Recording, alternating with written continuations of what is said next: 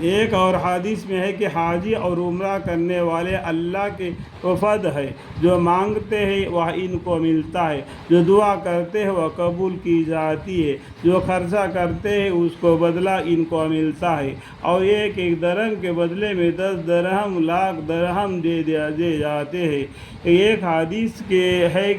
کہ مکہ کے رہنے والے اگر اس کو جان لے کہ حاجیوں کا ان پر کتنا حق ہے تو ان کا آمد پر یہ لوگ جا کر ان کے سواریوں کو بوسہ دے، اس لیے کہ وہ لوگ اللہ کے وفد ہے۔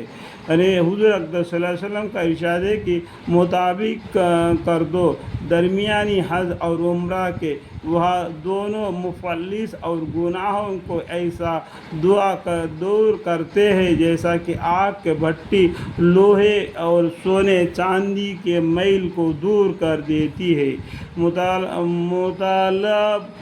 کرنے کا مطلب بعض علماء نے لکھا ہے کہ قرآن کی وجوہات کی 3 قسم میں سے ایک قسم ہے، اور حنفی کے نزدیک سب قسموں میں سب سے زیادہ افضل یہی صورت ہے، اور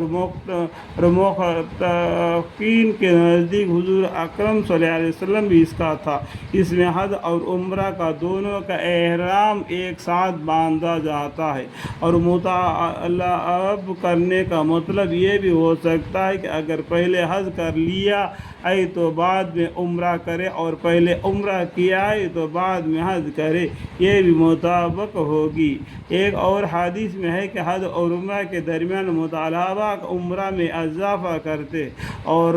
پھر فقرہ اور گناہوں کو ایسا ذلیل کرتی ہے جیسا کہ آگ کی بھٹی میل کو ذلیل کرتی ہے۔ ایک حدیث میں ہے کہ عدیم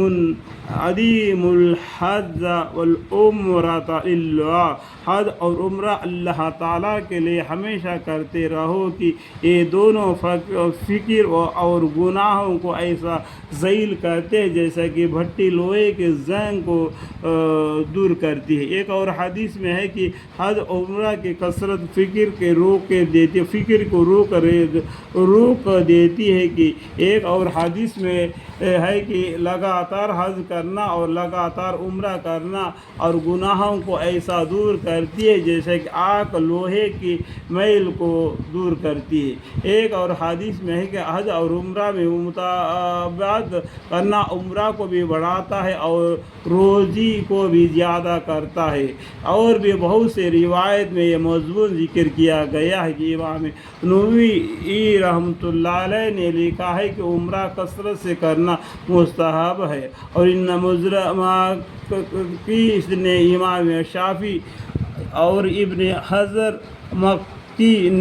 مکی رحمۃ اللہ علیہ نے امام شافعی رحمۃ اللہ علیہ سے نقل کیا ہے کہ کوئی مہینہ ایسا نہ جانا چاہیے جس میں بشرط قدرت کم از کم ایک عمرہ نہ کرے، اور 2-3 کر لے تو بہت بہتر ہے۔ الحمدللہ رب العالمین۔